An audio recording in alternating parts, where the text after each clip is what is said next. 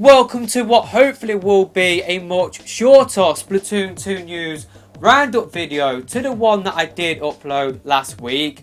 Let's just get right into the topics so that this video is a lot shorter than the last one. Two new Octo expansion Easter eggs have been discovered. The first one comes in from an official tweet by JAMSTEC, and this is the last tweet that JAMSTEC and the Splatoon Japanese Twitter account will be doing.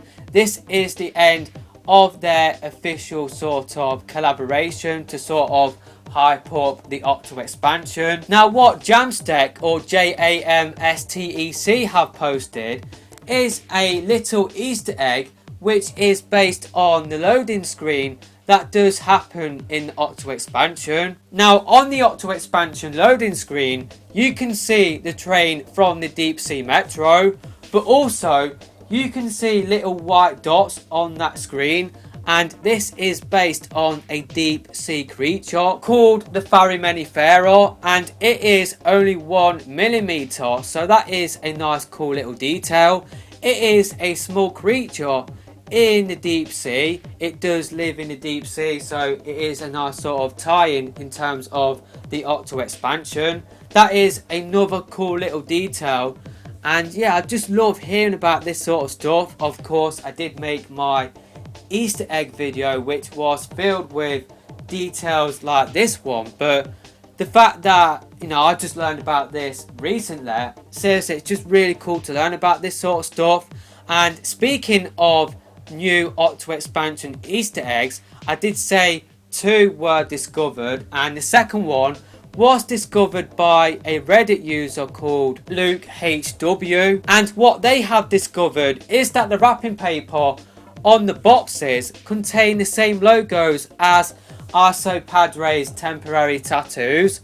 That is a cool little detail, something that I didn't really notice before. Pretty much when I did get those boxes in Copley Square, I pretty much just unlocked them straight away. I didn't really look at the wrapping paper that much, but thanks to Luke HW, we have found this cool little Easter egg. Like what I said before, I really do love finding out stuff like this, like what other people have discovered.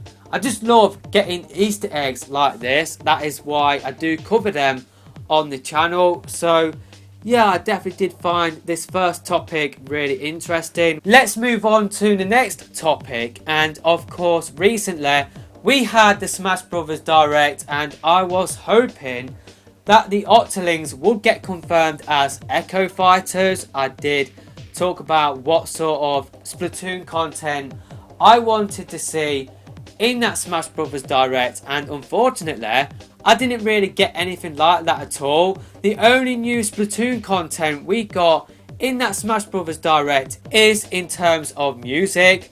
We got confirmation that Splat Attack, Ink or Sink and Calamari Incantation will be joining Bomb Rush Blush in the music for the game, and also we got confirmation that there will be 23 songs from Splatoon in Smash Bros. Ultimate.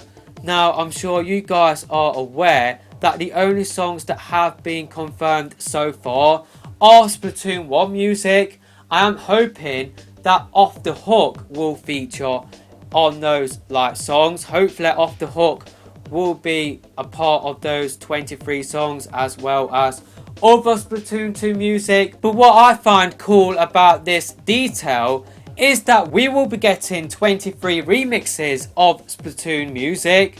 That is something that I find really cool, and I can't wait to listen to all of the Splatoon music in Smash Bros. Ultimate. What is cool is that you can listen to those songs with your Switch, like when you are out and about, like when your Switch screen is off, you can listen to all of the music in Smash Bros. Ultimate. I think that is a nice feature, and it is something that we haven't really seen before on the Switch. I guess the other Splatoon content that we saw in that Smash Bros. Direct is that Ditto is of course a new Pokemon in Smash Bros. Ultimate, and for the Inkling, of course, Ditto will be like copying the inkling, so you will get like a second inkling on the stage if you do get Ditto as a item in terms of when you do get the Pokeball. So yeah, that is it in terms of the Splatoon content we got in that Smash Brothers Direct. I was hoping for at least another new stage. I'm hoping that Murray Towers isn't the only stage that we will be getting from Splatoon. I am hoping that we will be getting like some Splatoon 2 content in there as well. Lil Judd is the only Splatoon 2 content. Of course, Murray Towers counts as both as well, but I'm hoping that we will get more Splatoon 2 content announced in the future. A new update for the game went live last week, and it did fix a small issue with the inkjet. Apparently, you would suffer damage when moving platforms and super jumping with the inkjet, so that issue has been fixed with a small update that did go live last week. We got confirmation that the Switch online service will be launching in the second half of September, so you can carry on playing Splatoon 2 online for free up until the second half of September. After that, you will need a Switch Online membership to carry on playing Splatoon 2 online, and you will need to buy a Switch Online membership if you want to play the multiplayer and Salmon Run after when the Switch Online service does launch in the second half of September. Now, in the last news roundup video, I did ask you guys whether you wanted me to cover Marinas Interview that was included in the Splatoon soundtrack that did come out at the end of last year, I do believe, and a lot of you guys wanted me to cover that on the channel, so that is what I will be doing over the next few minutes. I'm sure you guys might have already heard this translation before. By the way, this translation, I will leave a link to it in the description for you guys to read yourself, and this translation comes in from Tumblr user Elise Nell, and yeah, this is pretty much old news. This did come out around about March, just before we did get the big March Direct. I'm sure some of you guys have already read this translation before, so for that reason I will put what time the next topic does appear in this video, so that you guys who have already read this translation and have already read Marina's interview from Splatoon 2, I will be doing that so that you don't have to listen over something that you have already read before. Now, because this is a translation, the sort of sentence phrasing might be a little bit off, but this is the best that we have to go off at this moment in time. So I'd just like to thank Elise Nell for translating that interview with Marina from the Splatoon 2 soundtrack that did come out at the end of last year. The first question in this interview is, please tell us about the flow in writing Off the Hook's songs. First of all, I'll make the rhythm and a chord progression of about 4 bars, which would become the main. It's very thick at first,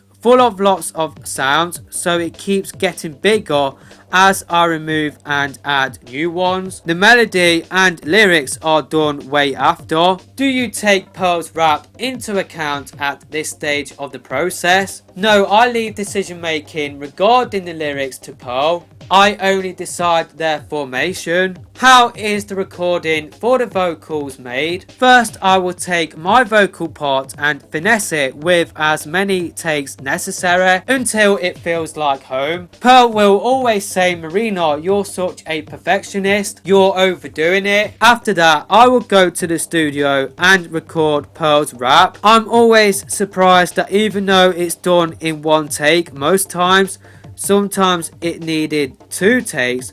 She would say, I'm exhausted, is it okay now? But that is just a bump. I can never get over that speed feeling. Are there any artists that influence you? The Squid Sisters. I've been in touch with their producer, Shy Ho Shy, and I love them. My roots definitely come from the Squid Sisters. I like to make sounds that have an off the hook vibe.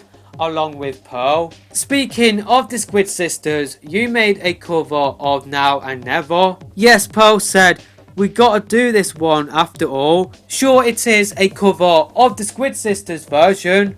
I was very nervous about it, so I told Pearl I would like to leave the vocals to you if you don't mind, but I had lots of fun while making the tracks. I came up with an effect so the vocals wouldn't feel lonely despite being sung by only one person. Colour Pulse has now become the main song for Splatfest. I was told by Mr. Eventer from now on Splatfest will be like this, so please make a song that will make everyone excited. As they showed me an amazing sketch full of glittering lighting. Then they asked, could you make it so when getting a signal from the equipment, the lights would move according to the tempo? I said, let's give it a go. With that in mind, I got really passionate while making the tracks. Just seeing all the fans in the streets made us both fired up. Do you get any track requests from Pearl? Lots of them, though I wouldn't call them requests. She'll go like, something's wrong,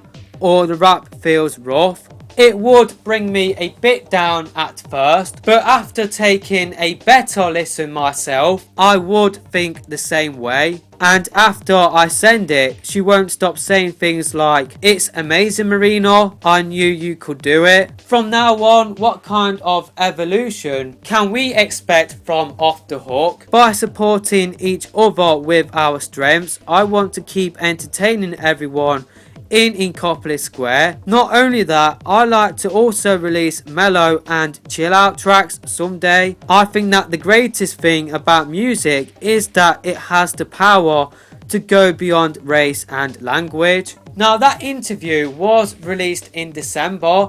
I can't help feeling that we did get some hints about the Octo expansion in there and what will be happening with the Octo expansion, especially in that last answer, and of course how the Squid Sisters are a massive influence on Marina. The Squid Sisters logo was on Marina's laptop. Of course, we did get a sort of mellow Off the Hook song in terms of the credits for the Octo expansion, so hopefully you guys did enjoy that interview. I will leave a link to that in the description. And the last thing that I want to talk about in this video is that I want to ask what Splatoon 2 content you want to see from me in the future. I will still be doing my regular content on the channel, but now that the news for the game is sort of slowing down a little bit, I do have more time to make more videos. So pretty much I want to ask you what you want to see on the channel.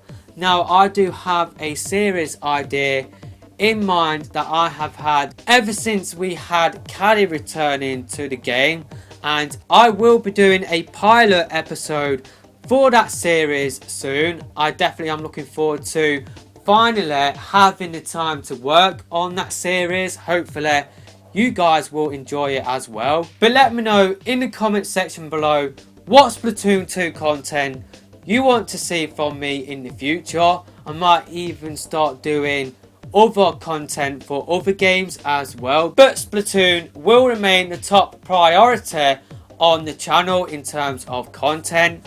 But that is pretty much it for this video.